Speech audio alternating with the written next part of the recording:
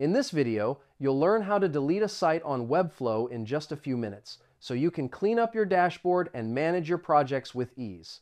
First, go to webflow.com and sign in to your account. Once you're in, you'll land on your dashboard where all your websites and projects are listed in one clean, organized place. Next, find the site you want to delete. Hover over the project thumbnail and click the three-dot menu icon that appears in the corner. This will open a drop-down with all the available actions for that specific site.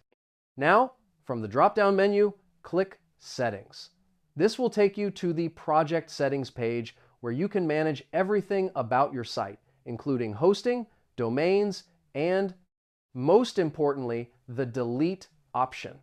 After that, scroll all the way down to the bottom of the settings page until you find the Delete Site section. Click the red Delete Site button to start the removal process for your Webflow project.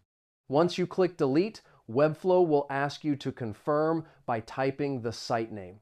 This is a safety step to prevent accidents.